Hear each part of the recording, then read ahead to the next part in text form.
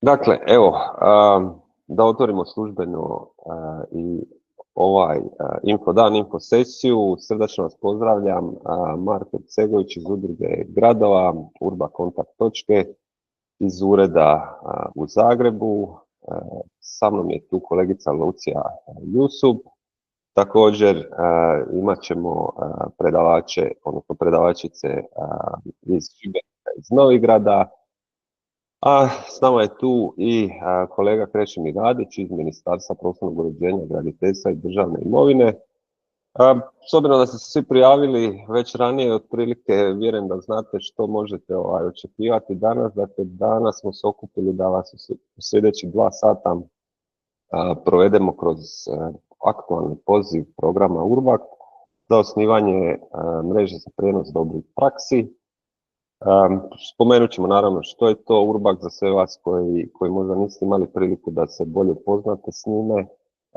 Ići ćemo naravno detaljno u same značajke otvorenog poziva.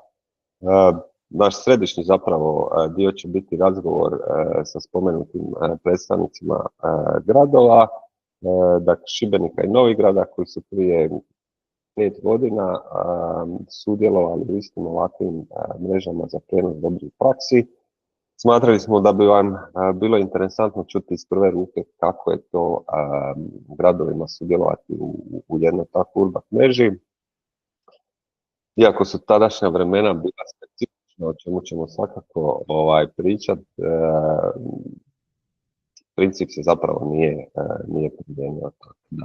Tako da vjerujem da će vam biti interesantno, pogotovo vama koji niste do sad sudjelovali u URBAKT mrežama. Imat ćemo naravno određeno vrijeme i za vaša pitanja i komentare. U svakom slučaju slobodni se koristiti chat da postavite pitanje ako vam nešto nije jasno ili bi htjeli malo podrobnije da čujete od nas o toj stvari, slobodno napišite u chat. I za kraj ćemo otvoriti, odnosno predstaviti slične, odnosno prateće ponude Europske urbane inicijative za gradove, a koje također imaju veze sa učenjem, razmjenom iskustva i na kraju krajeva usvajanjem dobre prakse. Tako da vjerujem da smo do 12, možda čak i nešto ranije gotovi. Toliko od mene u ovom sada uvodnom dijelu.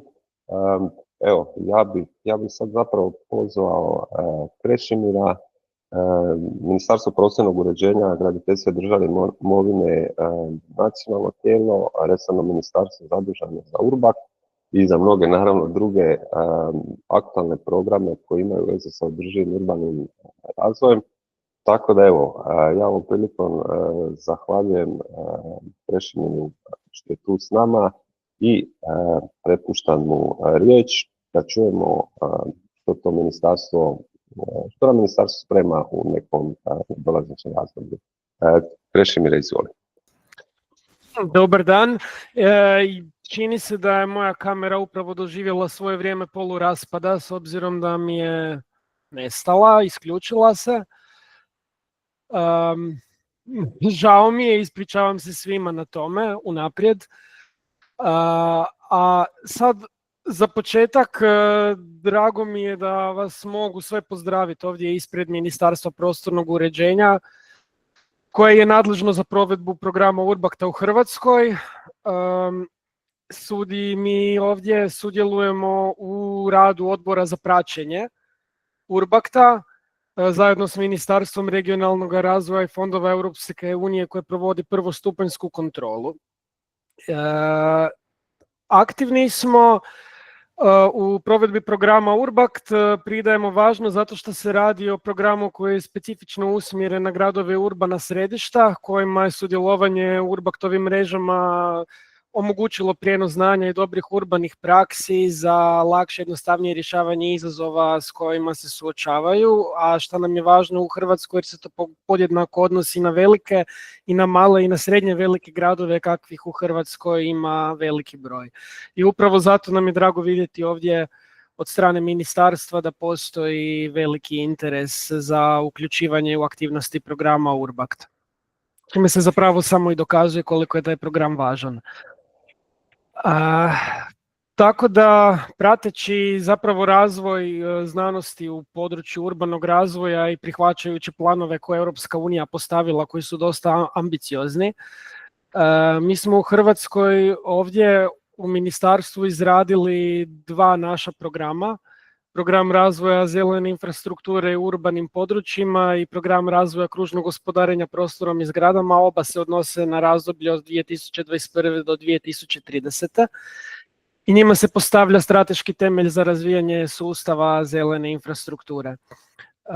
Uspostavljaju se nove metode promišljanja gradova, pritom se uvažava činjenica da su urbane sredine također ekosustavi, nezaobilazno obilježeni ljudskom djelatnošću i samim time u rješavanju izazova s kojima se oni suočavaju nužna je višerazinska suradnja svih institucionalnih aktera, građana, uključivanje svih mogućih sektora djelatnosti, lokalnih, regionalnih, nacionalnih donositelja odluka, državnih i gradskih agencija i institucija.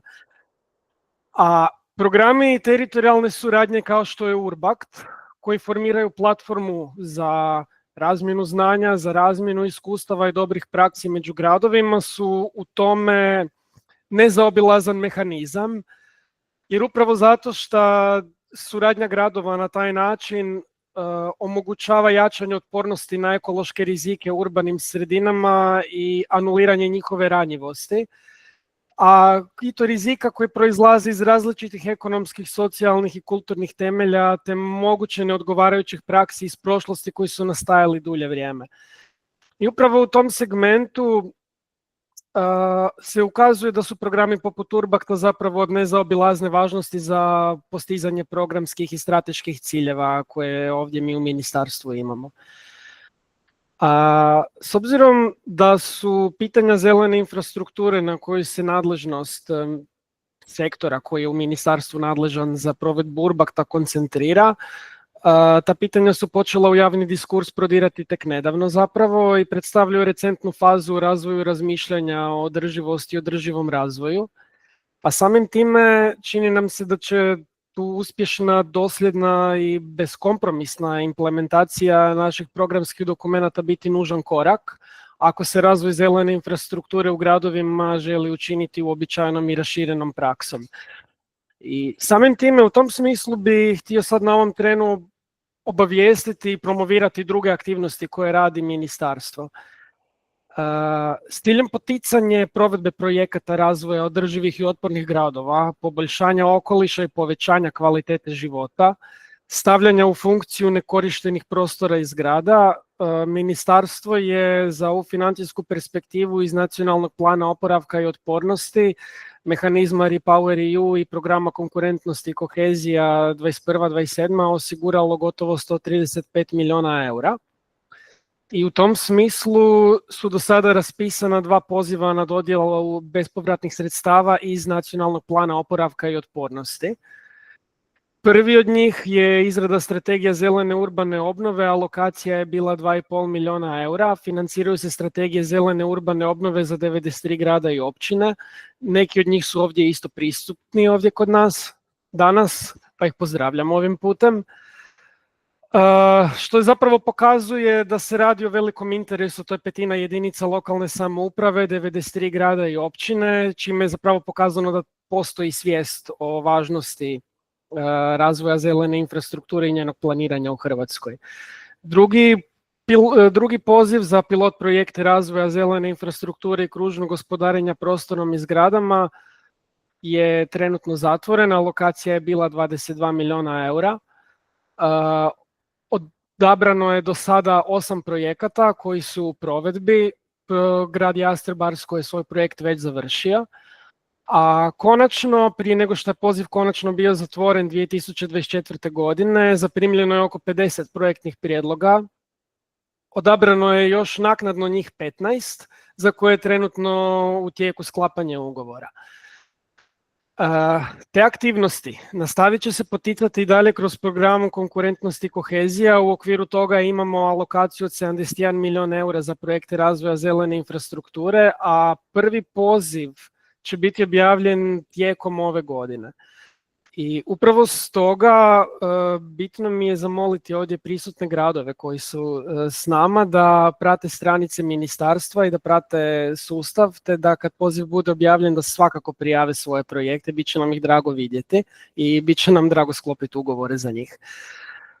Toliko za sad od mene, hvala puno Udruzi gradova na suradnji, na pozivu i hvala vama svima ovdje prisutnima na pažnji. Vidim pitanje da ima newsletter, koliko znam nema newsletter, ali obavijesti i objavi poziva se redovito objavljuju na stranicama ministarstva. Krešimire, hvala na ovim dobrim zapravo informacijama i vijestima. Svakako i nas veseli zapravo ovaj interes koji se pokazao na otvorene pozive ministarstva. 93 jedinice lokalne samouprave, to je petina, svakako dobar početak, s tim da naravno treba imati na umu i sve one ostale koji nisu sada došli.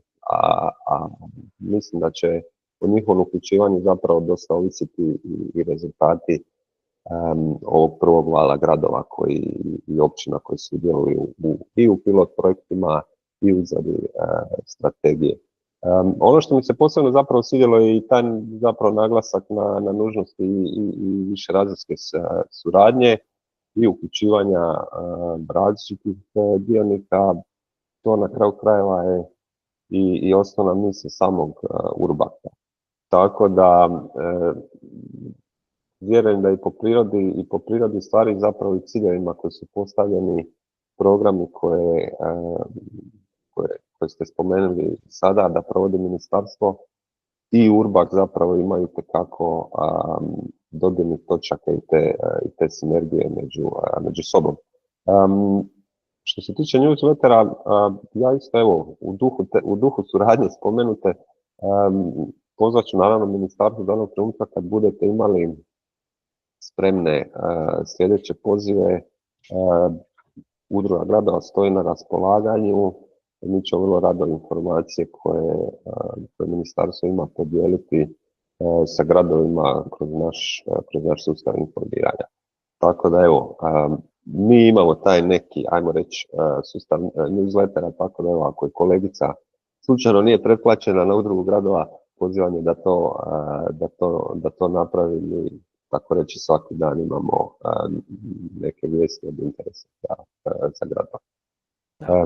Apsolutno, evo ga, ja zahvaljujem. Mi ćemo rado prihvatiti poziv Udruge gradova za diseminaciju informacija jer nam je to bitno, dosta radimo, trudimo se na tome da dopremo do svih mogućih gradova i općina i ovih ostalih aktera koje sam bio naveo, zato što nam je to važno nam prepoznati je taj interes, trudimo se još ga više i pojačati i uvijek uključiti i osmisliti dodatne financije i za sve ostale koji su nam se prijavili, tako da jer bitno nam je što je moguće više toga provesti i da se napravi u konačnici. Eto ga, tako da velim, još jednom se zahvaljujem i na pažnji i Udruzi gradova na pomoći. Nama je to nezamjenjivo. Uvijek hvala na lijepim riječima, evo, tu smo na raspolaganju za i u buduće. Krešo, hvala na uvodu. Evo, ako možeš, bit će nam drago da ostaneš s nama do kraja. Slobodno se uključi s komentarima ili možda ako bude tako pitanje od kolegice i kolega što nas prate, upućeno tebi, pa da možeš intervenirati. Naravno. Dobro, s time predlažem da idemo dalje. Dakle, po našoj agendi sada jedan kraći uvod zapravo u samom programu Urbakt. Kolega Krešimir je zapravo istaknuo praktički najbitnije stvari o samom programu, ali evo par informacija ovako vizualno predstavljenih. Sam program počeo 2002. s tim da je i to na neki način bila kulminacija dosadašnjih politika koje tadašnje zapravo politike koje je Europska unija radila, koje su zapravo počele još s kraja 80-ih, a ciljale su na gradove održivi urbani razvoj. Od 2002. on je formaliziran u programu Urbact i kroz sve ove godine naravno razvijao se kako su se razvijali ostali instrumenti Europske unije u okviru kohezijske politike ili europske teritorijalne suradnje, čega je Urbact dio danas. Glavni ciljevi samog programa su promoviranje održivog urbanog razvoja u gradovima. Čuli ste u uvodu zapravo koliko je danas bitno da o tome promišljamo i da gradovi u tom smjeru djeluju. Od uopće udjela gradova u postotku proizvodnje emisija štetnih plinova do konzumacije energije, do proizvodnje otpada i slično, gradovi zapravo igraju tu prilično bitnu ulogu. Da bi uopće mogli ostvariti ciljeve i pozabaviti se problemima i izazovima koji stoje pred njima, gradovi svakako moraju ojačati svoje kapacitete, kao i kapacitete svojih dionika. To je zapravo drugi cilj samog programa Urbact, kako snažiti gradove da donose bolje, kvalitetnije i na kraju krajeva održivije javne politike. U konačnici, treći cilj programa Urbact je omogućiti da znanje koje je prikupljeno svih ovih prethodnih godina, koje je prikupljeno praktičnim radom, testiranjem raznih akcija, mjera i programa i politika gradova na samom terenu, da to znanje ostane dostupno i na raspolaganju današnjim i na kraju krajeva budućim donosiocima odluka. To sve naravno nije moguće bez financijskog aspekta i financijske pomoći. U tom smislu program Urbact je sufinanciran sredstvima Europskog fonda za regionalni razvoj u iznosu 79 milijuna eura, te od 2021. dakle od ove aktualne iteracije program također uključuje zemlje koje su kandidatkinje i zemlje iz susjedstva, tako da postoji jedan manji dio sredstava kroz instrument za predpristupnu pomoć ili instrument za susjedstvo, razvoj i međunarodnu suradnju od nekih 7 milijuna eura, što je namijenjeno za gradove iz zemalja koje nisu članice Europske unije, ali mogu sudjelovati u.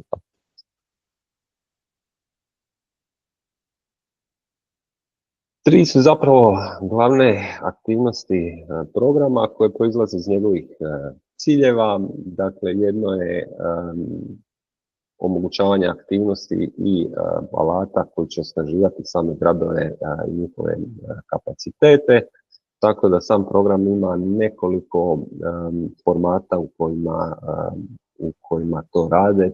U pravilu su to formati koji su radioničarskog tipa.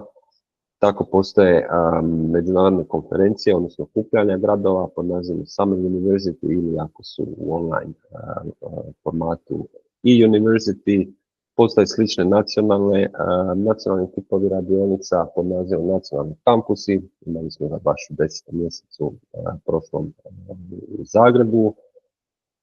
Dostupni su putem interneta, putem web stranice urbact.eu i Urbact alati. Dakle, jednostavni primjeri instrumenta koje gradovi mogu koristiti prilikom izrade svojih strategija ili akcijskih planova ili uključivanja dionika u planiranje aktivnosti, te naravno različiti tečajevi i webinari se organiziraju tijekom cijelog provedbenog razdoblja. Ovo je jedan od njih. Već spomenuto naglasak na znanju. Urbact je jako bitno zapravo ta nadgradnja znanja i korištenje znanja, tako da je praktički cijeli internetski profil programa usmjeren odnosno predstavljen kao određena repozitorij znanja, takozvani knowledge hub, da bi se iskustva gradova pravilno predstavila. Program također organizira međunarodnu konferenciju pod nazivom Urban City Festival. Baš je prije dva tjedna bila u poljskom Wroclawu, na kojem su se predstavili gradovi s dobrim praksama, ovi 116 o kojima ćete danas čuti malo kasnije. Slične aktivnosti koje su usmjerene na prikupljanje i širenje znanja su takozvani urban policy labs ili laboratorij za urbane politike, različiti tematski izvještaji, te također opet slični seminari i webinari. No onaj ključni centralni dio samog programa su mreže europskih gradova. Ideja iza Urbakta je da se gradovi međusobno umrežavaju i kroz zajedničko učenje i razmjenu iskustava i znanja zapravo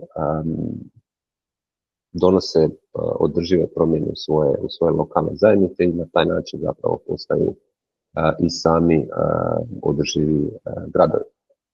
Kad govorimo o mrežama, tri su glavna tipa koja program nudi. Prvi su mreže za akcijsko planiranje. U njima gradovi i lokalni dionici zapravo jednu suradnički fazu i proces izrađuju integrirane akcijske planove s kojima adresiraju izazove s kojima se nose. U pravilu te mreže su tematske, tako da okupljaju od 6 do 8 gradova koji imaju iste ili slične teme, te onda oni kroz period od 2,5 godine zajednički izrađuju akcijske planove u skladu sa svojim kontekstom i potrebama. Prvi poziv je bio 2023. Hrvatski gradovi su, rekao bi, dosta dobro reagirali na taj poziv, tako da ih imamo 10-11 mreža, ako se ne varam, vidjet ćemo ih poslije. Drugi poziv je planiran za proljeće 2026. Tako da, evo, svi oni koji možda sada nisu odlučili ili nisu spremni za sudjelovati u pozivu, mogu planirati to raditi i dogodine. Ono o čemu danas stavljamo fokus su transferne mreže, odnosno mreže za prijenos dobrih praksi. Neću ulaziti u detalje jer će kolegica Lucija o tome više reći, no fokus je zapravo na adaptiranju i usvajanju dobre prakse od jednog grada na njih više. Te postoji još treća vrsta mreža, to su mreže za prijenos inovacija. Slično kao ove transferne mreže, ovdje doduše fokus nije na dobrim praksama, nego na uspješnim projektima koji su financirani u okviru urbanih inovativnih akcija. I gradovi koji sudjeluju u tim mrežama zapravo razvijaju investicijske planove kako bi te inovativne projekte koji su već provedeni, testirani u drugim gradovima, kako bi ih nastavili na neki način replicirati i provoditi u svojim zajednicama. Prvi poziv je završen prošle godine i tu također imamo 2 hrvatska grada koja sudjeluju u tim mrežama. Ovdje vizualno možete zapravo vidjeti raspored, dakle ova veća plava karta pokazuje aktualno stanje. Imamo 6 mreža odnosno 6 gradova koji sudjeluju u mrežama za akcijsko planiranje. Pula, Zadar, Šibenik, Dubrovnik, Osijek i Zagreb. Imamo 2 grada koji sudjeluju u mrežama za prenos inovacija, to su Zagreb i Dubrovnik.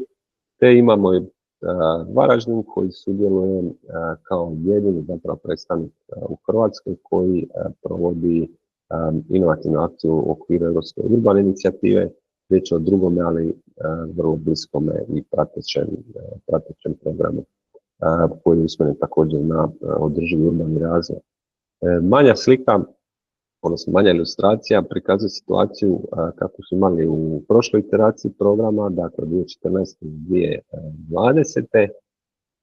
Kada biste preklopili te dvije ilustracije, zapravo možete vidjeti da određeni dijelovi Hrvatske nisu dosad još zastupljeni, i evo mi bi vrlo rado vidjeli da se neki gradovi s tih područja također uključe. Drago je da imamo neke iz tih područja danas s nama, tako da evo, prije nego što prepustim kolegici da nastavi dalje, tu smo evo svakako na raspolaganju. Ako vam treba kakva pomoć ili savjet prilikom prijave, mi tu možda nismo objektivni jer smo kontakt točka za program, ali stvarno volimo vidjeti da se što više hrvatskih gradova uključi i da ta, ako mogu reći, obitelj gradova raste. Tako da evo, toliko zapravo sad od mene. Ja bih prepustio Luciji riječ da vas uputi zapravo detaljnije o samim značajkama poziva. Lucija. Može, hvala ti Marko. Evo samo sekundicu da ja podijelim prezentaciju.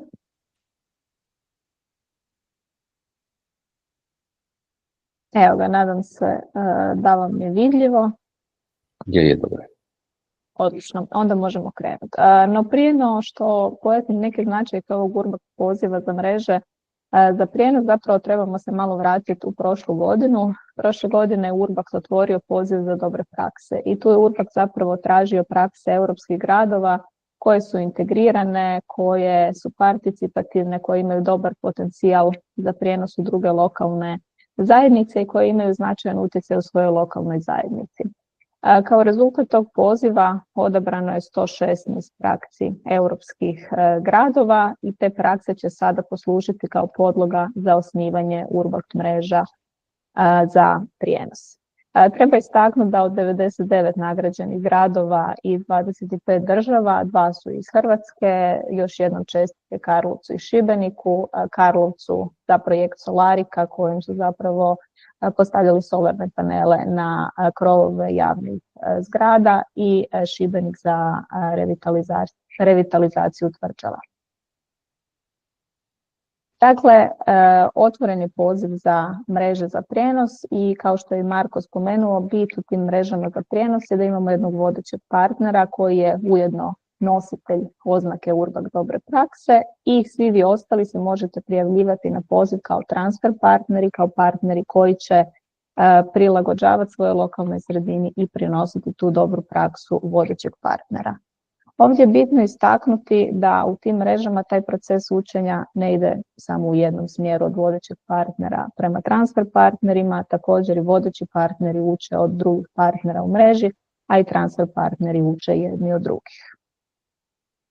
Koristi za prijavitelje su brojne. Ja ću se ovdje više fokusirati na benefite za transfer partnere. Dakle, ukoliko se odlučite priključiti ovom tipu Urbakt mreža, zapravo dobivate priliku da svojoj lokalnoj sredini prilagodite i da zapravo iskoristite već unaprijed testiranu praksu koja se pokazala kao učinkovita u nekoj drugoj lokalnoj sredini.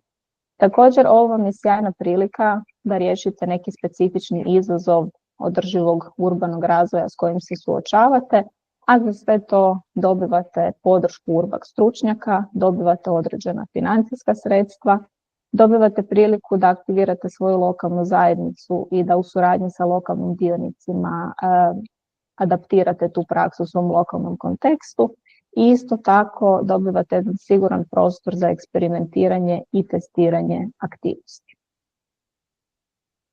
Kako izgleda sama provedba? Dakle, provedba je podijeljena u 3 faze, traje 2,5 godine, odnosno 30 mjeseci i u prvoj fazi koja traje 10 mjeseci, to je faza razumijevanja. Pa kao što ime kaže, tu je bit da jako dobro shvatite i razumijete tu praksu koju trebate prenijeti u svoju lokalnu sredinu. U toj fazi ćete razviti metodologiju prijenosa i isto tako u toj fazi će biti dosta intenzivna ta razmjena i učenje na razini mreže. Na lokalnoj razini u ovom periodu ćete osnovati svoju Urbakt lokalnu grupu. Urbakt lokalna grupa je zapravo tip više dioničke grupe. Tu ćete okupiti predstavnike javnog sektora, privatnog sektora, civilnog sektora i zapravo u suradnji s njima ćete prilagođavati tu dobru praksu svom gradu. U fazi prilagodbe koja traje 12 mjeseci, fokus je na prilagodbi dobre prakse, naravno u suradnji sa Urbakt lokalnom grupom i isto tako imate i određena sredstva da isprobavate, testirate neke aktivnosti i da uključujete u cijeli proces i dionike. I završna faza koja traje 8 mjeseci, tu je naglasak zapravo na finalizaciji aktivnosti za prijenos dobre prakse i te aktivnosti ćete u principu i dokumentirati u jednom dokumentu koji se zove plan prijenosa. Isto tako u ovoj fazi je jako bitna diseminacija rezultata rada vaših mreža. Tu već sad mogu reći da vam mi kao kontakt točka možemo pružiti podršku. Vrlo rado ćemo podijeliti dobre rezultate vašeg rada sa ostalim gradovima u Hrvatskoj. Što se tiče očekivanih rezultata rada, postoje neki rezultati koji se očekuju na razini mreže, pa ćete tako svakako u prvoj fazi na razini mreže morate izraditi tu studiju prijenosa, morat ćete izraditi komunikacijski plan, isto tako možete očekivati da ćete kroz cijelo vrijeme trajanja mreže imati najmanje 6 transnacionalnih sastanaka, da ćete morati podnositi na razini mreže kvartalne izvještaje, da ćete napisati barem 3 članka o napretku projektnih aktivnosti i naravno na kraju ćete imati završni izvještaj. A na lokalnoj razini bitan pokazatelj je osnivanje i funkcioniranje, vođenje Urbakt lokalne grupe i kao što sam već spomenula, transfer partneri će na kraju provedbe imati izrađen plan prijenosa, a vodeći partneri će imati izrađen plan unapređenja te svoje dobre prakse. Moguće su i neke dodatne aktivnosti za razmjenu i jačanje kapaciteta, ali to ovisi o odluci partnera projektnog konzorcija. Sad prelazimo na više onaj tehnički aspekt samog poziva. Dakle, poziv je otvoren 1. travnja, ostaje otvoren do 30. lipnja i možemo očekivati da će svaka mreža imati između 6 i 8 partnera, uključujući vodećeg partnera, dakle grad koji je nositelj dobre prakse. Kao što ste već mogli zaključiti, prihvatljivi vodeći partneri su samo oni gradovi koji su nositelji oznake Urbakt dobre prakse, a prihvatljivi transfer partneri dolaze iz Europske unije, Švicarske, Norveške, IPA država i država korisnica Neighborhood Development and International Cooperation instrumenta. Trajanje ovih mreža 30 mjeseci, planirani početak provedbe je 1.11. ove godine, završetak 30. travnja 2028. I što se financijske podrške tiče, a o tome ću i više govoriti u nastavku, na razini mreže budžet može ići do 750.000 eura. Sad, koji bi bio prvi korak za one koji žele se uključiti u rad ovih mreža? Svakako je prvi korak da zapravo identificirate područje koje vas zanima i posjetite Urbakt bazu dobrih praksi. Preko ovog alata možete zapravo pretraživati prakse tematski, ali ja vam predlažem da ih pretražujete po ovom kriteriju Looking for Project Partners, tako da ćete onda vidjeti samo one rezultate, odnosno one vodeće partnere koji su zainteresirani sudjelovati u Urbakt mrežama za prijenos. Kada pronađete praksu ili prakse koje su vam zanimljive, klikom na tu praksu otvara vam se više informacija o samoj praksi i naravno postoji obrazac preko kojeg možete kontaktirati vodećeg partnera, odnosno iskazati interes za sudjelovanje u Urbakt mreži. U slučaju da nisu responsivni, da ne dobijete od njih odgovor u nekom dogodnom vremenu, svakako je preporuka da se obratite nacionalnoj Urbakt točki u državi iz koje dolazi nositelj dobre prakse. Popis kontakata naših kolega iz drugih država možete naći na ovom linku. Ukoliko je tu nešto u komunikaciji, Zapni i Marko, ja vam stojimo na raspolaganju, tako da je to slobodno nam se javi. Mi smo već sad zaprimili nekoliko uputa za partnerstva, dakle nekoliko potencijalnih vodećih partnera. Nas je već tada pitalo postoji li interes među hrvatskim gradovima za sudjelovanje u ovom tipu mreža. Mi vam na ovom slajdu donosimo njihova imena, nazive njihovih praksi. Klikom na praksu ćete dobiti više informacija i njihove kontakte. No svakako vas pozivam da se ne ograničavate samo sa ta 3-4 iskaza interesa. Kažem, baza dobrih praksi postoji, tako da svakako pogledajte sve što se tamo nudi. Što se tiče kriterija prihvatljivosti, ovo sam već nekoliko puta istaknula, ali bitno je da samo nositelji oznake Urbak dobre prakse mogu biti vodeći partneri u sklopu ovog poziva. Isto tako, takvi partneri mogu biti vodeći partneri u samo jednoj mreži, ali mogu biti transfer partneri u nekoj drugoj mreži. Vi kao korisnici možete biti partneri u najviše 2 odobrene mreže i općenito partnerstvo ne može uključivati više od jednog partnera iz iste države i isto tako ne može uključivati više od jednog non-city partnera. A kakvi su to non-city partneri, to ću vam pojasniti na sljedećim slajdovima. Vodeći partner kada slaže taj projektni konzorcij mora voditi račune o geografskom balansu, tako da je svakako preporuka i zapravo zahtjev da mreža uključuje partnere iz najmanje 6 različitih država, od čega barem 2 partnera moraju dolaziti iz država članica Europske unije i od tih uključenih EU partnera najmanje polovica treba dolaziti iz slabije razvijenih i tranzicijskih regija. To možete vidjeti na ovoj karti. Jasno je da je zapravo cijela Hrvatska spada po toj klasifikaciji u less developed regions, tako da evo hrvatski partneri će barem u tom kontekstu biti poželjni partneri u mrežama za prijenos. Što se tiče prihvatljivih partnera, dakle postoje 2 kategorije. Postoje city partners i non-city partners.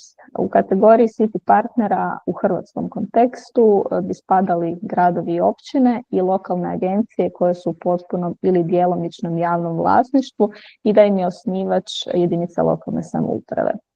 Bitno je istaknuti da Urbak, za razliku od nekih drugih programa, ovdje ne stavlja nikakva ograničenja s obzirom na veličinu i broj stanovnika lokalne jedinice.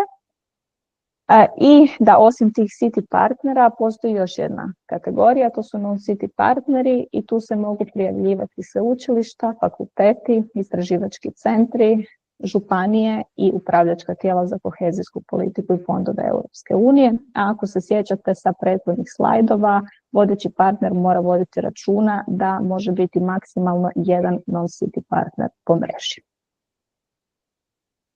Ovaj slajd, samo kratko, čisto da vidite da finalna ocjena tog vašeg projektnog prijedloga ovisi o čitavom nizu kriterija, ali da je kvaliteta partnerstva jako bitan kriterij koji nosi čak 25% ukupne ocjene. Što se financija tiče, već sam spomenula da ukupni proračun mreže može ići do 750.000 eura, to je ukupan iznos s uključenim sufinanciranjem i to je iznos koji se dijeli između partnera.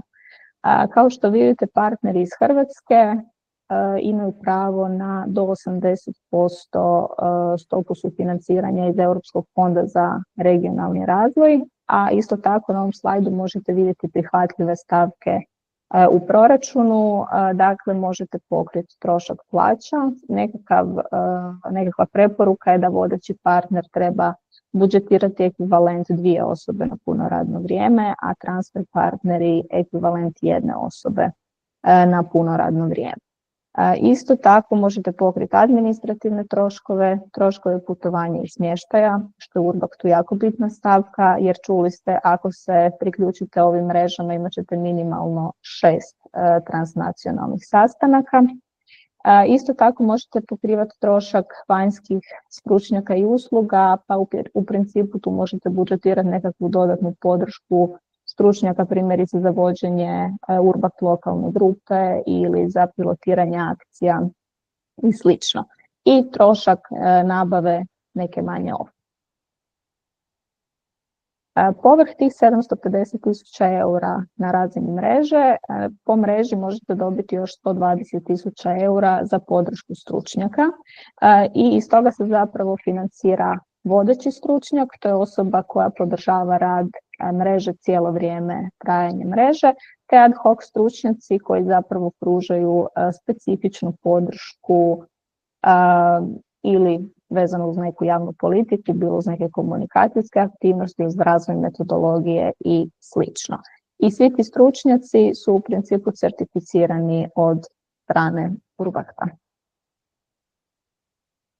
Kratko o vremenskom okviru, dakle nekakav planirani, to jest rok za prijave 30. lipnja, a planirano da ćete saznati rezultate u listopadu 2025. kako bi zapravo sa 1.11. mreže mogle krenuti sa radom, te 30. travnja se očekuje završetak projektnih aktivnosti. Što se tiče samog postupka podnošenja prijave, to je odgovornost vodećeg partnera, ali evo čisto da znate da taj postupak ide zapravo u 2 koraka, da će vodeći partner morati online podnijeti prijavnicu kroz sustav Sinergina i kasnije do 30. lipnja do 15 sati, ali isto tako će morati taj prijavni paket sa potpisanim pismima, obaveze i ostalim traženim dokumentima u skeniranom obliku dostaviti mailom najkasnije do 1. lipnja također do 15 sati.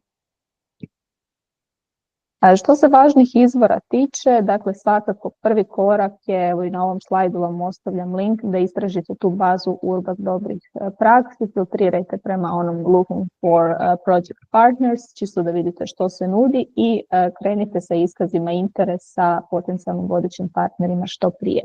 Isto tako preporuka je da proučite dokumente koji su dostupni na službenoj Urbakt web stranici, dakle urbakt.eu/get-involved. Uvjeti prijave imaju nekih 20 stranica, pogledajte o čemu se radi, vodič za prijavitelje sadrži neke korisne savjete, a objavljen vam je tamo i programski priručnik. Dodatni savjeti, pa je upravo što sam rekla, znači da dobro proučite zapravo prijavni obrazac, kriterije prihvatljivosti i kriterije ocjenjivanja koje sam i navela na jednom od slajdova, oni su vam navedeni i u uvjetima prijave, da provjerite preporuke za izradu uspješnog prijedloga koji su navedeni u vodiču za prijavitelje. Općenito, često postavljena pitanja i odgovori su objavljeni online, a u slučaju da postoje još neka pitanja, nešto vam nije jasno, službena web adresa je tn@urbakt.eu, ali kažem, evo i Marko i ja stojimo na raspolaganju ako možemo riješiti neke nedoumice. Preporuka je da se pridružite i nadolazećim webinarima koje organizira Urbakt tajništvo, dakle riječ je o webinarima na engleskom jeziku. 22.5. će biti govora o tom procesu razmjene i učenja u Urbakt mrežama, a 17. i 24. lipnja će se više baviti tehnikalijama, odnosno samim procesom podnošenja prijave. I još jednom za kraj, sve službene informacije vezane uz ovaj poziv objavljene su na službenoj web stranici Urbakta, dakle urbakt.eu/get-involved, i isto tako službeni kontakt za sva pitanja je tn@urbakt.eu. Eto, toliko od mene u ovom dijelu. Ja vas svakako potičem da ukoliko imate pitanja, da ih pišete u chat ili jednostavno ih sačuvate za ovaj dio koji nam dolazi nakon razgovora sa predstavnicima hrvatskih gradova koje su već sudjelovale u Urbaktu. Hvala. Lucija, hvala ti. S obzirom smo malo uranjeni što se tiče vremena, ja bih svakako iskoristio priliku da odgovorimo na prvo pitanje, a prvo pitanje je hoćete li dobiti prezentaciju nakon webinara? Apsolutno ćete dobiti. Naravno, kao što kaže Lucija, materijali će biti dostavljeni na vaše e-mail adrese. Vidim da se naši sugovornici već polako pripremaju, kamere su upaljene, iako ih još nisam pozvao, ali dobro. Ja bih samo onda na trenutak prokomentirao ovu informaciju što je Lucija rekla vezano za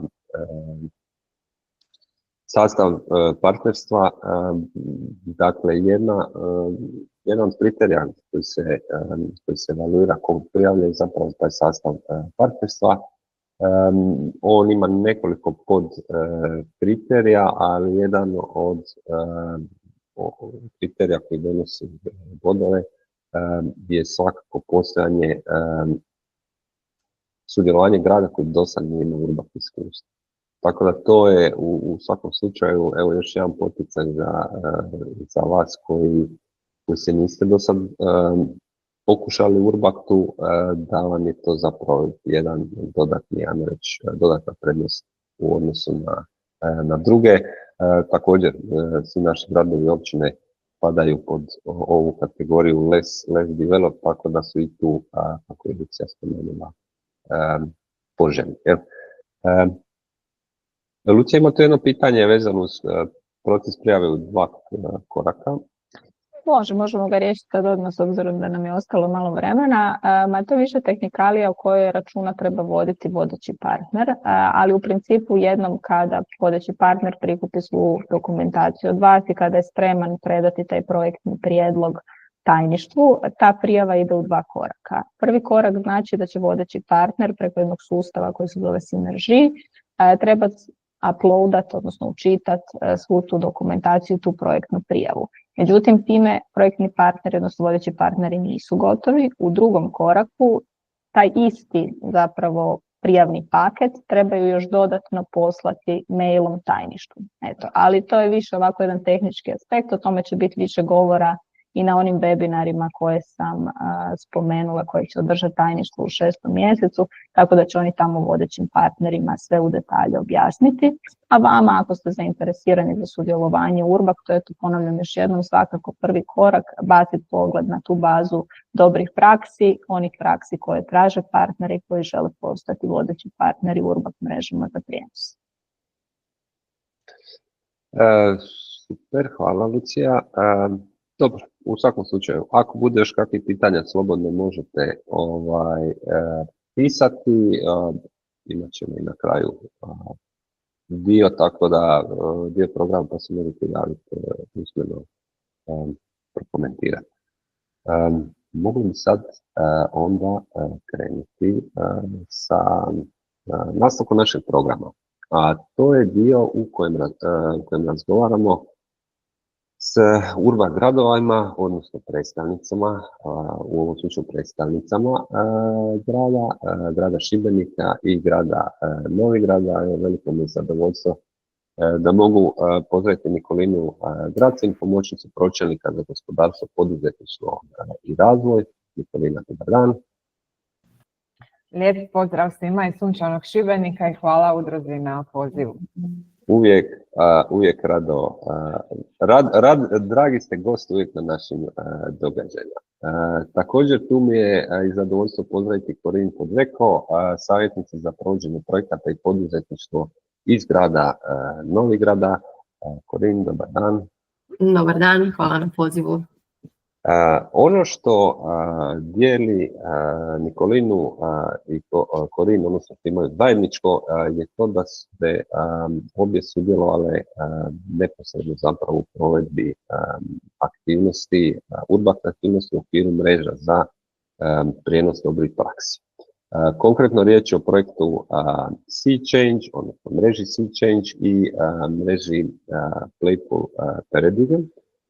Ja bih za početak da malo osvježimo pamćenje i da zapravo upoznamo druge kolege koji možda nisu do sad bili upoznati s time, da nam kažete par riječi zapravo o čemu se radilo u okviru tih mreža. Pa evo, Corinne, vidim da je vama upaljen mikrofon, pa možda možete onda par riječi predstaviti samu mrežu Playful Paradigm. Pa, dakle, mreža Playful Paradigm je bila dobra praksa grada Udine. Grad Udine je bio lead partner. I cijela je poanta bila primijeniti elemente igre u kontekstu koji nije striktno vezan za dječju igru. Pa su se tako, na primjer, elementi igre primjenjivali za socijalnu inkluziju, za promoviranje zdravog i održivog načina života, za aktivno starenje, kao alternativa kockanju, za revitalizaciju nekakvih urbanih prostora koji se ne koriste. I tako svaki od gradova je prilagodio tu dobru praksu na lokalni kontekst, na način na koji je njima najviše odgovarao i rješavao time probleme koji su aktualni za taj određeni grad. Super, o tome ćemo uskoro malo više. Nikolina, što je Šibenik radio u mreži Sea Change, zapravo čemu se ona radi? Sea Change ima jedan dugi nastavak još u nazivu, a to je Arts and Culture Leading Climate Change in the Cities, i zapravo prijevod i govori o dobroj praksi. Lead partner je bio grad Manchester, a radi se zapravo o udruženju MAST koji okuplja različite dionike iz sektora umjetnosti i kulture, i naš zadatak je bio aktivirati naše predstavnike u borbi protiv klimatskih promjena. To je uključivalo različite aktivnosti u svakodnevnom radu, ali i recimo organizaciju festivala na koji smo posebno ponosni. Sačuvajmo misao za malo kasnije, bih se htio vratiti onaj korak unazad. Evo, tu su s nama kolege iz drugih gradova koji razmišljaju o tome kako su učlani, da li su uopće učlani. Ja bih vas zamolio ovako, ako možete se prisjetiti tih početaka uopće kada se konceptualizirala misao, odnosno namjera Šibenika i Novigrada da uđu u Urbakt.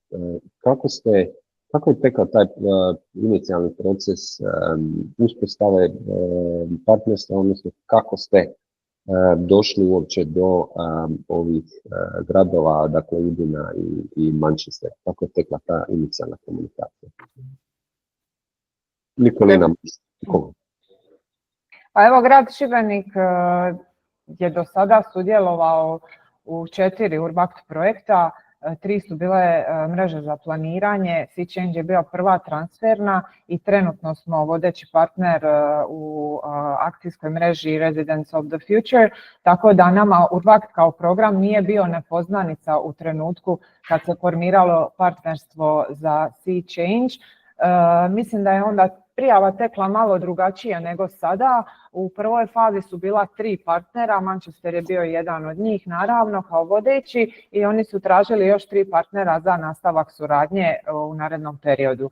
I mislim da je upravo preko udruge gradova došao upit za partnerstvo u Hrvatskoj, i tu se naš upravni odjel odlučio okušati, iako nam nije baš bilo posve jasno kakve veze ima sektor umjetnosti i kulture sa borbom protiv klimatskih promjena i njihovih posljedica, ali na kraju smo stvarno jako puno toga saznali i sve skupa se posložilo i imalo je smisla. Super, da, mislim, vrijedno je istaknuti za kolege, a to sam propustio u uvodu. Dakle, Urbakt uvijek pristupa, ima svoj integrirani pristup održivom urbanom razvoju. Dakle, uvijek se kombiniraju različiti aspekti razvoja društva, gospodarstva, pa na kraju krajeva i zaštite okoliša i klimatskih promjena. Tako da mislim da ta impresija da često Urbakt projekti se čine da se bavi nekakvim područjima koji naizgled nemaju veze. Ja bih rekao da je to zapravo i njegova možda i prednost, odnosno ta neka atraktivnost da uspijeva, jer ipak ovdje govorimo o projektima koji su već testirani i zapravo uspješni, da to se itekako može raditi. Dobro, kako je iskustvo sa Novigradom? Pa kod nas konkretno prijedlog je došao iz jednog susjednog grada Novigradu, grad Buje, koji je zapravo dobio direktan upit od strane Udina, vrlo vjerojatno su ranije surađivali na nekom drugom projektu pa su ih direktno kontaktirali. I Buje jednostavno sebe nije vidio u toj priči, dok Novigrad recimo već je imao u nekakvim začecima upravo slične aktivnosti. Novigrad je karakterističan po tome što je mali grad, ima oko 5000 stanovnika i zajednica je zaista jako povezana, jako se puno provodi aktivnosti, imamo veliki broj udruga za ovako maleni grad, pa je tako Buje vidio Novigrad kao dobrog kandidata i spojili su nas sa Udinama i od tog trenutka je teklo vrlo sve jednostavno, pošto su nas direktno kao lead partner nas se kontaktirali. Imali ste vezu, ono što bi rekli, jel? Da. Da, ok, u svakom slučaju, evo, mislim da naša publika tu s nama može vidjeti da tu su, postoje različiti naravno načini kako pristupiti partneru, ali u poanta je zapravo uvijek ona ista, dakle u nekom trenutku, a bolje prije nego kasnije, trebate se javiti, predstaviti svoj grad i zapravo svoju motivaciju i ambiciju da se pozabavite tom dobrom praksom. Ajmo se sad malo vratiti na taj dio zapravo same provedbe aktivnosti u okviru Urbakta. Vašu provedbu u tom periodu, kao i zapravo mnoge druge europske projekte koji su tad bili implementirani, obilježilo je ona pandemija iz 2020. 2021. kada je aktivnosti, pogotovo projektne, bilo teško organizirati. Dosta smo zapravo već spomenuli kako je jedna od ključnih aktivnosti Urbakta to međunarodna suradnja, posjeti drugim gradovima i jedan neposredni kontakt. Sad kad se prisjetite tog vremena, kako vam je bilo i kako ste se nosili sa tim izazovima? Pa ću ja? Može, Nikolina, izvolite. Pa mi smo stvarno bili zadovoljni sa komunikacijom sa lead partnerom. Oni su i ranije sudjelovali u različitim projektima i bili su dobar organizator. Projektni tim je bio stvarno dobro upućen u posao koji žele odraditi, Urbakt program, i napisali smo mi svoj transferni plan, odnosno prilagodba prakse na lokalnoj razini je zbilja bila uspješna. Nekako bi rekla da je cijela realizacija, a obzirom i da smo mi imali iskustvo, ne treba to zanemariti, nekako je sve teklo glatko do upravo tog lockdowna i pandemije i onda se sve moralo promijeniti. Nama je bilo, mi smo izorganizirali cijeli festival povodom Dana planeta Zemlje u travnju, međutim to je naravno sve moralo biti ili otkazano ili odgođeno ili prebačeno online. Trebalo nam je neko vrijeme naravno da pronađemo alternativu, da aktivnosti nekako adaptiramo i uspjeli smo u svemu tome. Međutim, moram reći da nikako nije organizacija sastanaka online i uživo ista, posebno kod prenošenja tog znanja i networkinga. Tako da rekla bi da smo se mi dobro prilagodili na lokalnoj razini što se tiče prenošenja dobre prakse.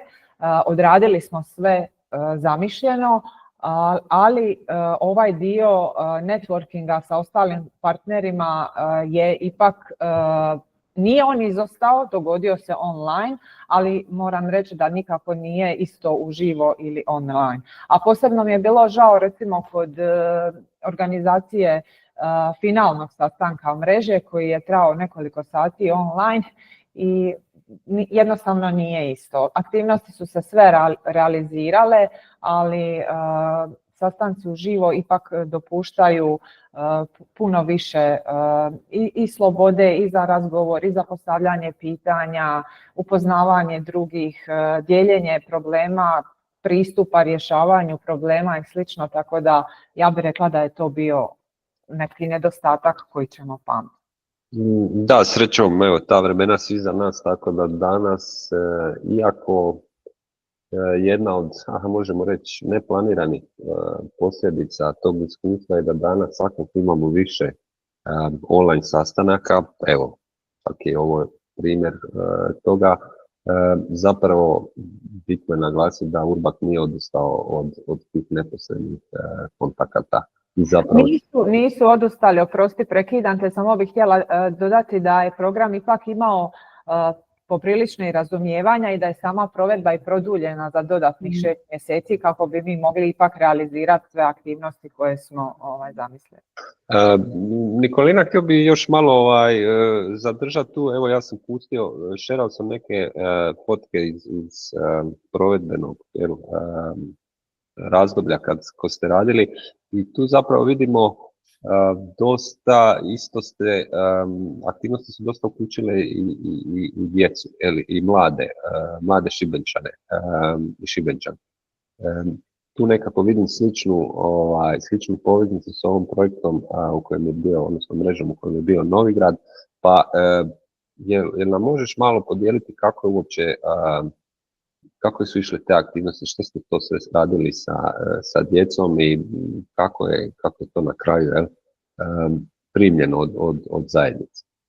Pa naši članovi Urbakt lokalne grupe su bile i institucije kao knjižnica, muzej, kazalište, veleučilište u Šibeniku, imali smo i udruge, imali smo i neke pojedince, tako da je to stvarno bila jedna šarolika, vrlo kreativna skupina i nama su se aktivnosti zapravo samo nizale iz dana u dan. Ono što smo mi željeli je da uključimo u te edukativne aktivnosti ljude različitih dobnih skupina. Znači da nije to samo izložba slika za odrasle, nego da u projekt budu uključeni i djeca predškolske dobi, i osnovnoškolci, i srednja škola, i studenti, ali i odrasli. Ja bih rekla da su djeca puno bolja od nas odraslih, oni već puno više znaju i čak i primjenjuju u svakodnevnom životu. Ali kažem, imali smo različite aktivnosti i u samim vrtićima, ali i recimo imali smo trening klimatskog opismenjavanja koji su prošli gotovo svi djelatnici gradske knjižnice, učenici osnovne škole, gimnazije Antuna Vrančića, tako da stvarno smo htjeli imati i zanimljive i edukativne aktivnosti za različite skupine. I mislim da smo uspjeli u svemu tome, naravno uz podršku našeg sektora umjetnosti i kulture. Pa na kraju krajeva i to je smisao i što smo rekli u uvodu, a i kasnije, dakle suradnja među svim dionicima i među svim relevantnim razinama. Super, evo, hvala na ovim informacijama, odnosno na ovome prisjećanju kako je to bilo. Mislim da se na ovim fotkama što sam tu sad izvrtio zapravo moglo vidjeti cijeli niz aktivnosti koje ste radili. Ovo su sad već fotke iz Novigrada, pa evo, molim Corinne malo da se prisjeti kako je to bilo. Vi ste isto, ako se ne varam, na neki način uključili svoju knjižnicu kao jednog od dionika u samim aktivnosti. Da, sama voditeljica ULG grupe bila je ravnateljica gradske knjižnice, jer jedan od elemenata projekta bila je i takozvana Toy Library, za koju smo napravili u sklopu projekta i toolkit kako to postaviti unutar jednog grada. To je zapravo jedan, može biti kutak gradske knjižnice ili može biti zgrada za sebe u kojoj se zapravo ne posuđuju knjige nego igre, ponajviše društvene igre, i na taj način se potiče socijalna inkluzija, smanjuje međugeneracijski jaz i tako dalje. I kao što je kolegica rekla, COVID pandemija nam je jako otežala situaciju, pogotovo što je naš projekt, cilj projekta je bilo druženje kroz igru, spajanje generacija, socijalna inkluzija, dakle morali smo to sve na nekakav kreativni način prebaciti online, pa smo osmišljavali jedan set društvenih igara koje možete raditi kod kuće uz pomoć papira i olovke u samom početku lockdowna, a kasnije kako se situacija uz mjere regulirala, uspjeli smo i organizirati pravcate aktivnosti koje smo i željeli. Dakle, različiti gradovi naravno se bave različitim problemima. U našoj mreži su gradovi bili stvarno jako raznoliki što se tiče i veličine i nekakvog mentaliteta i tradicije i lokacije. Imali smo gradove poput Korka od 200.000 stanovnika, Udine od 100.000 i Novigrad od 5.000. Tako da zaista se onda ta primjena igre koristila za različite probleme. Primjerice, grad Udine je koristio igru za socijalnu inkluziju na način da su organizirali aktivnost oslikavanja poda u jednom kvartu grada u kojemu je bila velika populacija migranata. I na taj način su uključili lokalnu djecu, lokalne mlade, Talijane i migrante i oni su zajedno oslikavali pod i na taj način uključivali te mlade izbjeglice. Naravno, u jednom Novigradu od 5.000 ljudi tog problema nema. Međutim, kod nas imamo druge stvari koje smo htjeli postići pomoću igre, pa smo tako organizirali sajam razmjene igračaka, da na jedan održivi način predstavimo da možemo se i boriti protiv konzumerizma na jedan održivi način. Organizirali smo turnir boćanja, koji je uključio naravno starije iz boćarskog kluba, to su naravno ponajviše penzioneri i djeca iz škole. I na taj način smo htjeli povezati mlade i starije. A treća aktivnost je bila primjena igre u dječjoj psihologiji i dječjem odgoju, pri čemu su dječje psihologice objasnile roditeljima na koji način mogu igrati se sa svojom djecom, a kroz tu igru i naučiti nešto od svoje djece, vidjeti kako oni psihički stoje, imaju kakve probleme možda. Tako da hoću reći da svako od nas je morao prilagoditi se M covidu, M svom lokalnom kontekstu. Da, to pitanje igre i zapravo psihičkog zdravlja i emotivnog postalo je vrlo brzo ključno pitanje tijekom pandemije kada nismo mogli izlaziti nigdje i pogotovo obitelji sa manjom djecom su prolazile jedno dosta ovako izazovno razdoblje. Kako bi sad kada radite, kada imamo taj odmak od oko 5 godina unazad, koliko vam je zapravo taj proces adaptacije, usvajanje prakse bio koristan i da li su iz toga zadržani nekakvi elementi ili praksa općenito u okviru budućih, odnosno aktivnosti koje su slijedile nakon toga? Koliko je zapravo grad ili njegovi dionici su na kraju krajeva zadržali dobre prakse ili makar neke metode, možda i alate ili slično?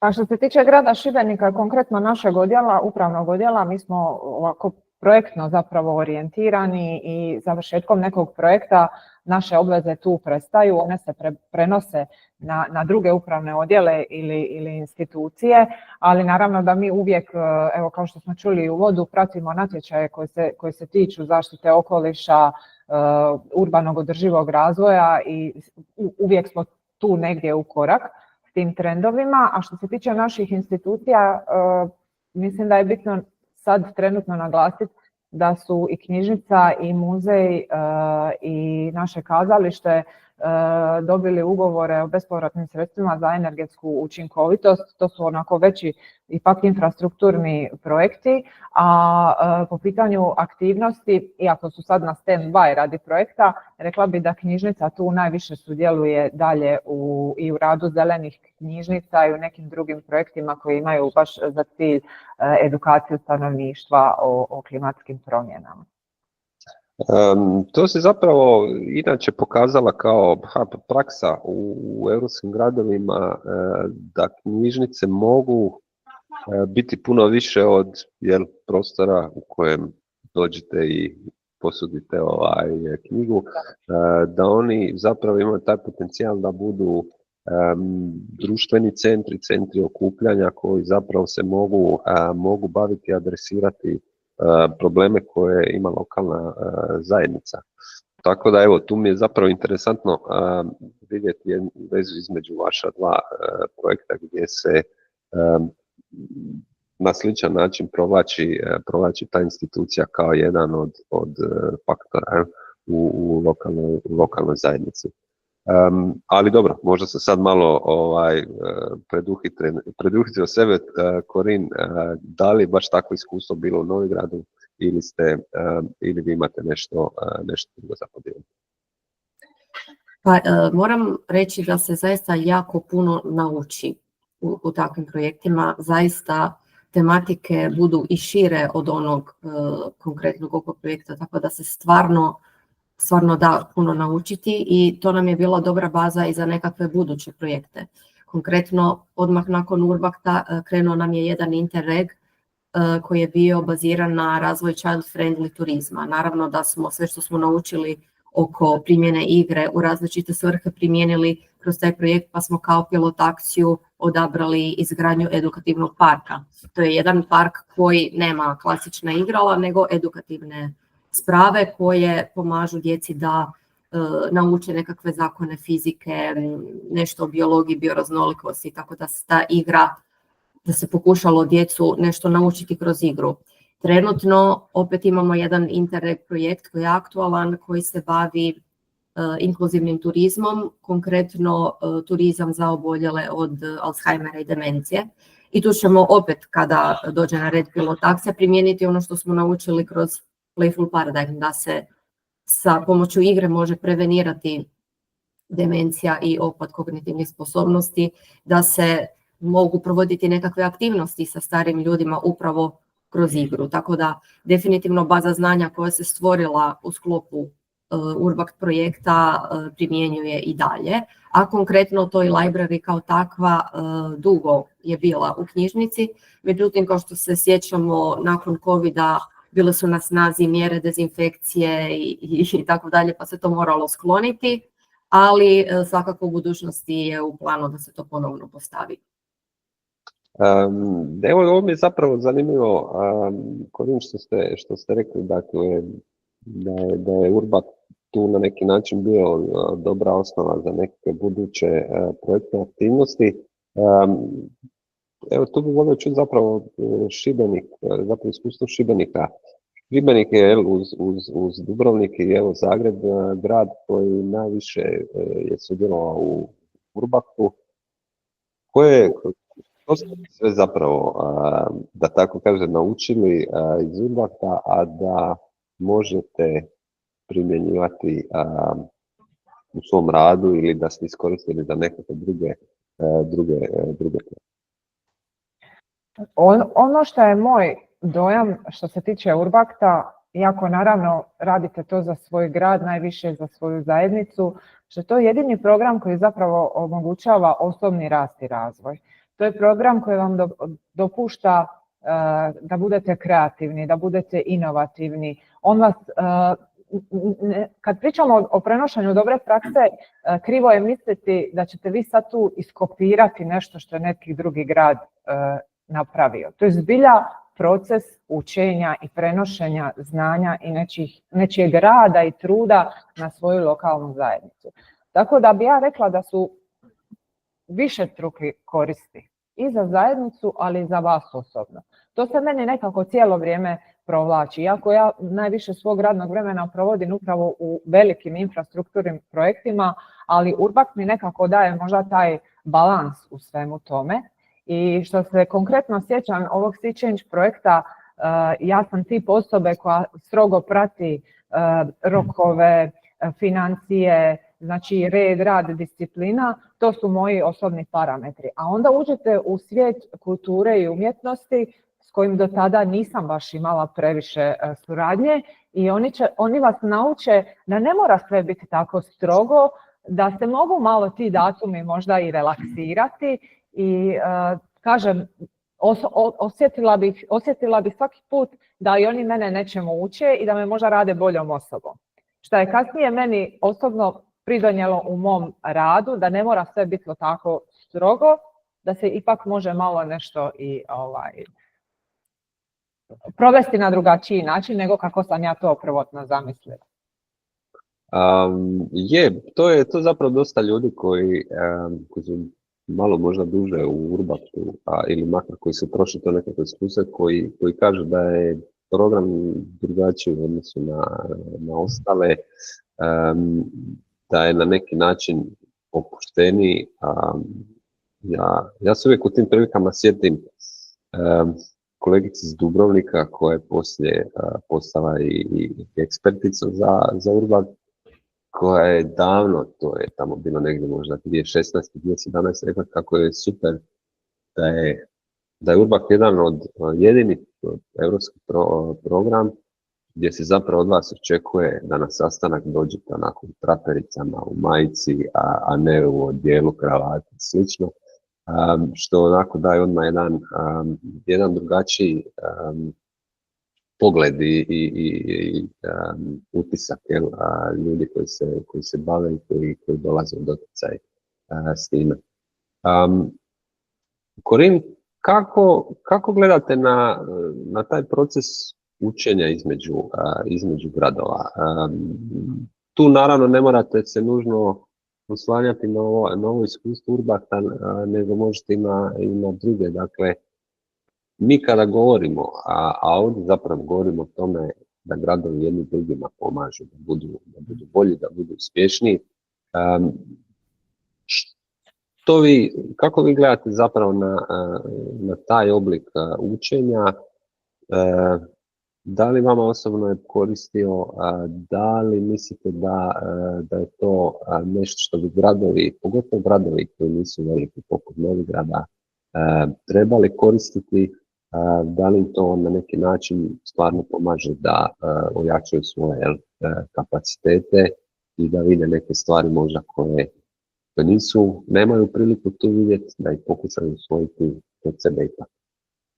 Da, definitivno, jer osim, kao što smo već spomenuli, jako puno možete naučiti, imate priliku otići u neke gradove gdje sigurno ne biste nikada u životu otišli i imate priliku razgovarati s tim ljudima koji su zaposleni u tim gradskim upravama i malo i proširiti razgovori na druge teme i problematike koje vas muče u jednom određenom trenutku. I kada odete na ta različita mjesta, možete i vidjeti nekakva rješenja u prostoru koja su vam recimo inspirativna. Možete vidjeti kako su oni riješili neki problem u komunalnoj infrastrukturi, neki primjer urbanog uređenja. Dakle, vi imate priliku upoznati druge ljude i raditi sa tim ljudima, konkretno na nekim zadacima, sa nekakvim rokovima i vidjeti kako međusobno funkcionirate. I na taj način ne samo da je važno to umrežavanje, nego baš testiranje suradnje, što znači da u nekom budućem pozivu možete zajedno ponovno nešto prijaviti. Hvala Bogu, na raspolaganju nam stoji čitav niz programa Interreg, ovisno o tome gdje se nalazimo. Imamo Italy, Croatia, imamo Adrian, imamo Central Europe. Dakle, vi tu si stvarate i bazu potencijalnih partnera za nekakve buduće suradnje i nekakve buduće projekte. Tako da definitivno je korisno i evo, više nema covida i ti transnacionalni sastanci su sigurno redoviti i redoviti nego prije. I ono što bih istaknula je da zaista to nije jedan program, jedan projekt koji se može ovako usputno rješavati, nego zaista mora biti osoba posvećena tome, da se redovito odlazi na te sastanke i da se stvarno radi na tome. Znači, nije nešto što ćemo odraditi usputno, rekla bih. Da, to je mislim da je poštena obzervacija kazati kolegama koji su zainteresirani zapravo koliki je to obim angažmana, da tako kažem. Tu bih možda čak dao prednost Nikolini, s obzirom da imam više nešto iskustva u Urbaktu. Nikolina, ovako kad na temelju iskustva dosadašnjeg, kako biste rekli drugim gradovima, o kojem mi zapravo nekom radnom opterećenju govorimo kada grad sudjeluje kao partner u jednoj Urbakt nešto? Pa definitivno je lakše biti partner nego lead partner. Mi smo sad lead partner i to naravno zahtjeva puno više vašeg vremena, i komunikacije s partnerima i praćenja njihovih aktivnosti, kontrole budžeta i slično. Kao projektni partner vi ste zaduženi za vaše aktivnosti u vašem gradu i pogotovo za partnere koji nemaju prijašnjeg iskustva, ja bih rekla da je to dobar početak da budu projektni partner. Nekako je nedostatak ljudskih resursa problem u zadnje vrijeme i kod nas, ali evo baš se Marko spomenuo Vroclav, dosta se na festivalu pričalo o tome kako su odjeli podkapacitirani, ljudi rade na više različitih projekata. Što se tiče Urbakta, nije da se to radi svaki dan, da vi morate svaki dan, cijeli dan raditi. On isto ima svoje nekakve cikluse kad se radi više, kad se radi malo manje, tako. Nekako neiskustvo partnera ja ne bi stavljala kao da je to problem, jer se zbilja sve da naučiti. Urbakt ima odlične upute i vodiče za praktično svaku vašu situaciju. Vi imate tu lead partnera, imate lead eksperta, imate Urbakt kontakt točke, imate i partnere koji su prije sudjelovali kao mi, na primjer, za neku vašu situaciju, znači možete se uvijek nekome obratiti. Mislim da je važan jezik, to je vrlo važno, jezična barijera zna biti problematična i možda nekakvi zakonodavni okviri koji nisu isti u svim državama. Tako da ja svakako pozivam partnere da se priključe nekoj od mreža, ne trebaju se bojati posla, da se to sve odraditi, stići i naučiti. Ja bih rekla da je više važna možda nekakav entuzijazam, spremnost na timski rad. Ovo je jedan multidisciplinaran projekt, tako da više su mi te karakteristike važne nego prijašnje iskustvo u projektu. Da, ovo mi se baš čini super sročeno i odlična poruka za druge. Eventualno ako bi je trebalo sažeti, preporuka bi mogla glasiti dakle, da se izabere ona tema, ona praksa koju grad vidi kao potrebnu i koju bi zapravo želio implementirati, onda će stvar ići puno lakše kada je to nešto što zapravo želite raditi ili vidite korist od toga. Imamo još par minuta prije kraja, pa bih načeo bi još jednu temu, a to je pitanje eksperata. Recimo, tu se nismo spomenuli. Urbak, dakle, ima budžet koji je alociran baš za usluge eksperata, stručnjaka.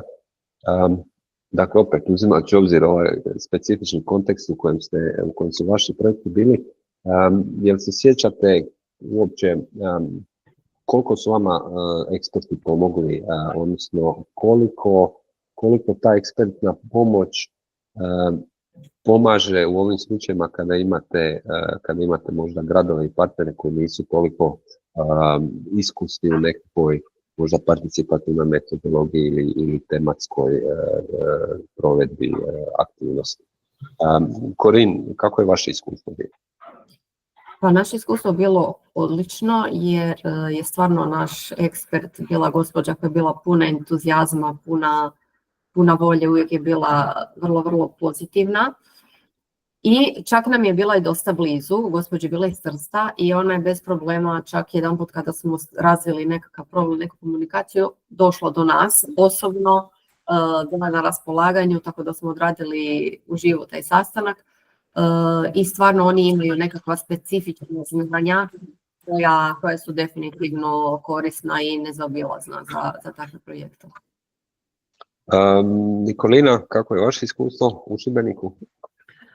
Na projektu Sea Change je bila lead ekspertica Claire Buckley, zapravo je klima i klimatske promjene nešto što ona radi stalno i ona je bila više zadužena za taj sadržaj i temu projekta, a lead partner je više zadužen za ovaj projektni rječnik, projektni menadžment i ciklus.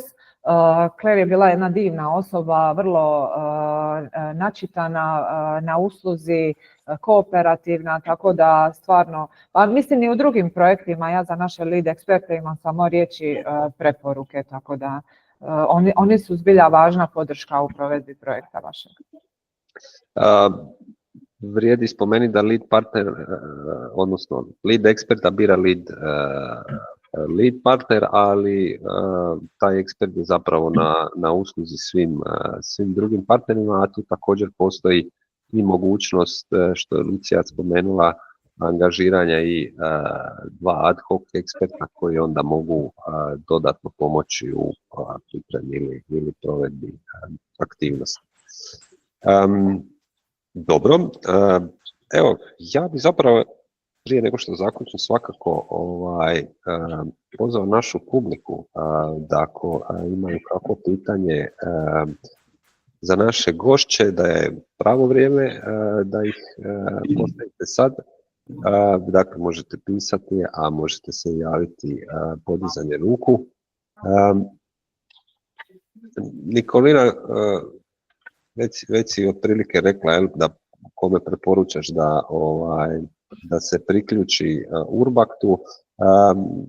Korin, što bi rekli za ostale gradove? Za koga je dobar Urbakt? Koga bi onako potaknuli, evo, i rekli dajte, probajte, javite se svakako? Pa zaista svima, jer smo vidjeli da možete samo dobiti puno toga, a zaista proces izvještavanja nije ništa komplicirano, mnogo manje zahtjevno od ostalih europskih projekata za ljude koji su u branši pa to dobro znaju.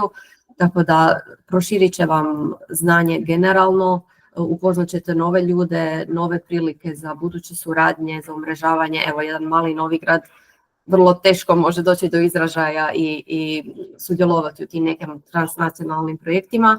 Međutim, na taj način upoznate druge gradove, stvarate si nove prilike, nove kontakte i puno novog znanja. Tako da, apsolutno svim, od manjih općina do velikih gradova.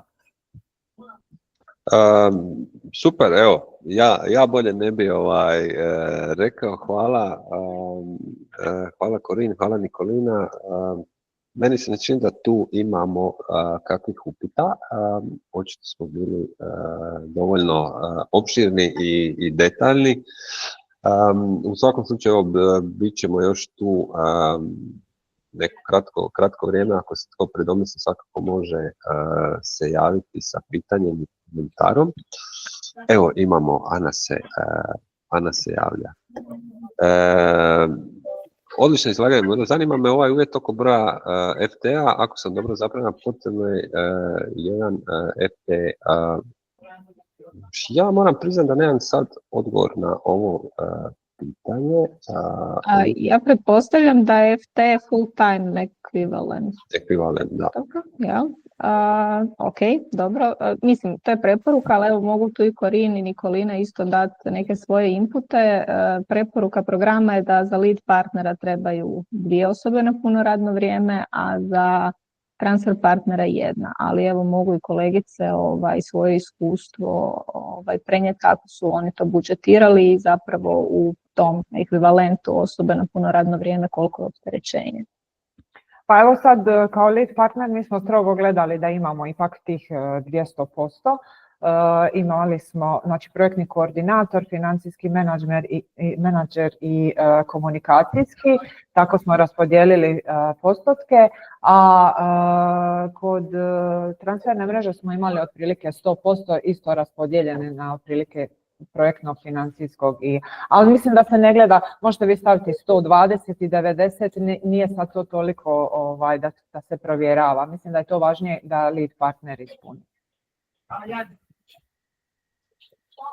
Da, također i mi, ako me sjećanje dobro služi, imali smo 2 osobe, naravno ukoliko imate istovremeno još jedan EU projekt morate paziti da ti postoci štimaju, da niste preko 100%. Mislim da smo imali 2 osobe i da smo onda tako kombinirali da bi došli do iznosa. Tu što se tiče dokazivanja i slično, tu ipak ima nekih promjena u odnosu na prošlo razdoblje, s obzirom da se išlo na još dodatno pojednostavljivanje izvještavanja. Ja moram priznati, ja u ovom trenutku ne znam pouzdano, ali to ćemo vam javiti i svakako i provjeriti. Evo, Lucija me može ispraviti. U osnovi dokazivanje ide preko izjava i preko zahtjeva za nadoknadu sredstava za plaće, dakle dokumenata kojima dokazujete isplatu plaća. Da li se nešto u tom pogledu promijenilo? Evo, svakako ćemo provjeriti pa ćemo vam se javiti nakon webinara, ali samo, kako su rekli kolegice, samo izvještavanje nije ništa kompliciranije od ostalih projekata, čak i u nekim elementima jednostavno. Ja se doduše samo sjećam da su se neki kolege komentirale kako je taj sustav digitalni Synergy možda u nekim elementima zastario. Ne znam se on Nikolina smije da li ima nekakva svoja iskustva po tom pitanju, ali evo, s obzirom da je Šibenik već 4 puta bio neki Urbakt mreži, ništa nije zapravo toliko problematično. Nije problematično, ne treba se toga plašiti. Kolege koji imaju iskustva će savladati taj sustav kao što su savladali i niz drugih već vjerovatno, a kolege koji nemaju iskustva možda je ovo odlična prilika da pokušaju, što sam malo prije spomenula, za naučiti taj projektni rječnik, projektni ciklus. Mislim da je ovo izvrsna prilika i za kolege koji nemaju iskustva u provedbi projekata. Da, samo je jedan način da se to znanje i iskustvo krene prikupljati, a to je da krenete u provedbu. Ana, evo, sretno, nadam se da vas ovo nije obeshrabrilo, naprotiv, da ćete se prijaviti, tako da evo, svakako se možemo čuti u narednim danima, slobodno nas kontaktirajte ako bude tu kakvih dodatnih pitanja, a za ovo ćemo vam se javiti povratno. Dobro, super, evo hvala i Korini i Nikolini na inputima. Ja bih sad onda zatvorio ovu naš dio programa što se tiče razgovora i o iskustvima Šibenika i Novigrada. Hvala vam puno na zanimljivim i vrijednim informacijama. Želimo vam svaku sreću i uspjeha u daljnim projektima. Za Šibenik, evo, da, moram vas pitati to, Šibenik, nešto ste spominjali da bi se prijavili sad na ovaj poziv kao partner u nekoj mreži. Je li to aktualno još ili je podložno promjeni? Pa mislim da nećemo moći ovaj put. Da, mi smo i nositelj dobre prakse.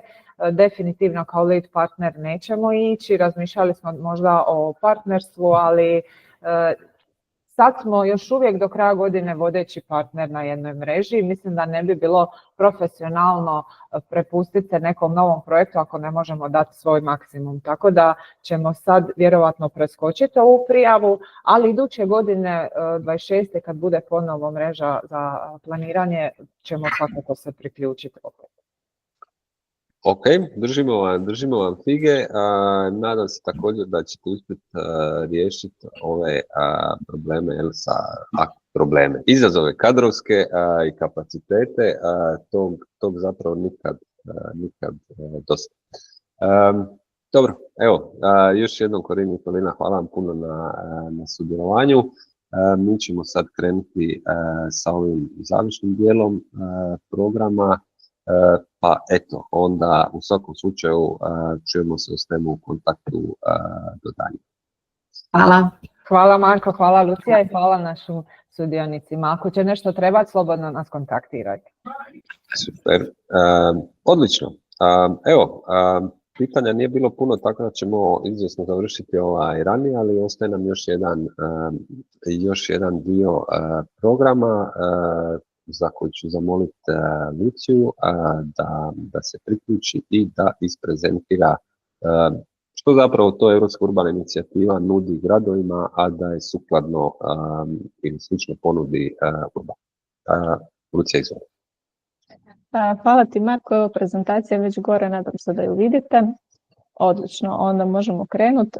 Dakle, kao što je već spomenuto, Udruga gradova, osim za Urbakt, kontakt točka je za još jedan program za Europsku urbanu inicijativu. Ponuda Europske urbane inicijative je bogata. Ja ću se ovdje koncentrirati više na neke aktivnosti koje se isto mogu naslanjati na ovo učenje gradova od gradova.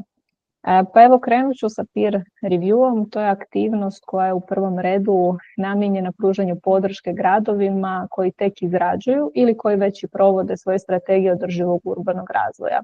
U hrvatskom kontekstu bi to bile strategije razvoja urbanog područja, dakle takozvani SRUP-ovi, pa mislim da vam je tu jasno da u principu EU ITU cilja na ITU gradove i gradove s njihovih urbanih područja. U procesu tu postoje dvije uloge. Dakle, gradovi se mogu prijavljivati kao City Under Review. To su gradovi koji traže podršku u unapređenju svojih strategija održivog urbanog razvoja, a isto tako pojedinci ispred gradova koji imaju iskustvo u razvoju uspješnih strategija mogu se prijavljivati kao peer revieweri ili recenzenti. Riječ je o jednoj metodologiji koja je razvijena od strane Europske urbane inicijative. Riječ je o nekoliko međusobnih sastanaka i procesu mentoriranja i unapređenja strategija. Nažalost, ovaj poziv je otvoren još svega nekoliko dana, dakle do 1. svibnja. Ja vam ovdje ostavljam nekoliko poveznica korisnih, čisto da ih pogledate, jer čak i ako se ne stignete prijaviti sad na ovaj poziv, poziv će ponovno biti objavljen na jesen, pa eto, bit će i nova prilika.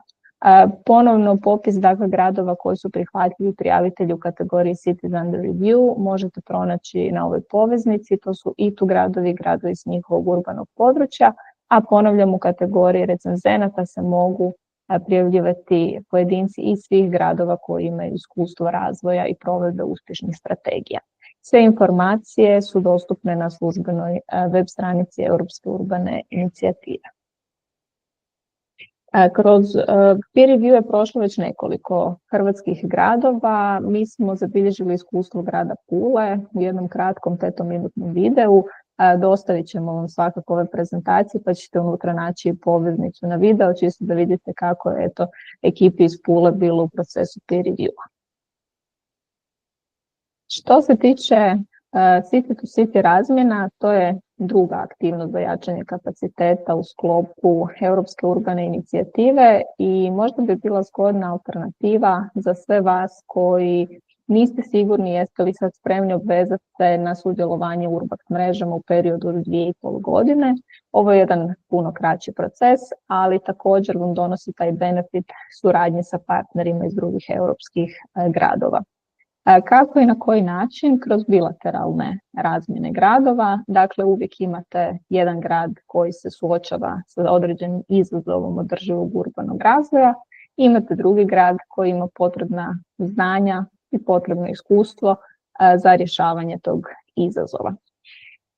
EUI vam tu može pomoći pri pronalasku partnera, pojasnit ću na sljedećem slajdu kako, a isto tako Europska urbana inicijativa vam daje financijsku podršku za održavanje ovog tipa razmjena i ono što je odlično, ovaj poziv je kontinuirano otvoren, tako da u bilo kojem trenu, ako se odlučite na prijavu, to možete i učiniti.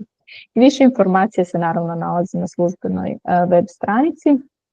A što se tiče samog pronalaska partnera, dakle u sklopu jedne platforme koja se zove Portico, postoji takozvani Urban Matchmaker. Odabirom City to City exchange, City to City razmjena, u principu možete kreirati profil svog grada gdje ćete navesti s kojim se izazovom suočavate, a isto tako možete vidjeti i listu postojećih urbanih rješenja i kontaktirati te nositelje tih urbanih rješenja. I za kraj još jedna prilika za umrežavanje, ali u konferencijskom formatu. Riječ je o Cities forumu, dakle vodećoj europskoj konferenciji koja je posvećena gradovima i urbanom razvoju. Konferenciju inače organizira Europska urbana inicijativa u ime Europske komisije i ove godine će se održati od 17. do 19. lipnja u Krakovu u Poljskoj. Možete vidjeti da je namijenjena upravo vama, kreatorima politika, gradskim službenicima, dužnosnicima, urbanim praktičarima, u principu svima onima kojima je urbani razvoj u fokusu rada i djelovanja. Teme, da ih ne čitam, raznolike su, mislim da svako može pronaći nešto za sebe, a prijave su otvorene i dostupne su na ovoj poveznici. Tako da evo preporuka je svakako ako ste zainteresirani za sudjelovanje na Cities forumu da se prijavite što prije. Vrlo popularna konferencija i mjesta na toj konferenciji se pune jako brzo. Eto, i u principu to je to što se tiče ponude Europske urbane inicijative koja je trenutno aktualna. Mislim da poruka ostaje ista kao što je Marko malo prije spomenuo. U slučaju bilo kakvih pitanja stojimo vam na raspolaganju. Svakako moram malo ispromovirati ove naše društvene mreže. Pratite nas na Facebooku, LinkedInu, imamo newsletter u kojem jednom u 2 mjeseca objavljujemo sve nekakve aktualne, relevantne informacije vezane za Urbact i Europsku urbanu inicijativu, a tu su naravno i naše službene web stranice. Eto, ako nema nekih dodatnih pitanja, toliko od mene. Ja vam zahvaljujem na pažnji i predajem riječ Marku. Marko, izvoli. Lucija, hvala. Da, evo, mislim da ste dobili dovoljno informativan pregled zapravo što se nudi od strane Urbacta, a što bi isto tako mogli iskoristiti u pogledu Europske urbane inicijative. Svakako, evo, dio gradova je već sudjeluje, za Urba gradove ste čuli. Što se tiče Europske urbane inicijative, imamo već spomenutu Pulu, imamo Varaždin, imamo Vukovar, imamo Vinkovce koji upravo prolaze te procese, odnosno prošli su, neki oni su već naravno prošli peer review-a, dakle jačanje kapaciteta u pogledu provedbe svojih strategija razvoja urbanih područja. Iskoristite priliku i javite se na to, ono što je dobra stvar, a opet nastavlja se na sve ovo što smo rekli. Jednom kad uđete u te strukture, da ih tako nazovem, u te mreže, stvari se otvaraju. Dakle, pozivaju vas i na sljedeće aktivnosti, otvaraju vam se mogućnosti za partnerstva ili čak nekakve profesionalne angažmane. Tako da, evo, svakako nemojte stajati i gledati sa strane, pokušajte se naravno uključiti u skladu sa vašim mogućnostima i kapacitetima. Europa i Europska komisija zapravo snažno podupire umrežavanje gradova i njihovu međusobnu suradnju.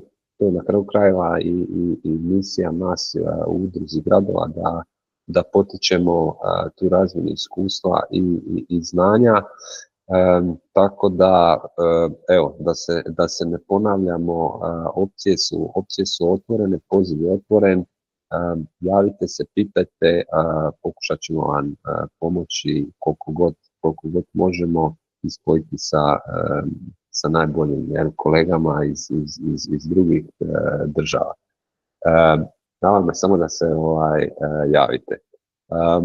Utoliko, evo, mislim da možemo 15 minuta prije samog kraja polako ovo privesti svom logičnom završetku.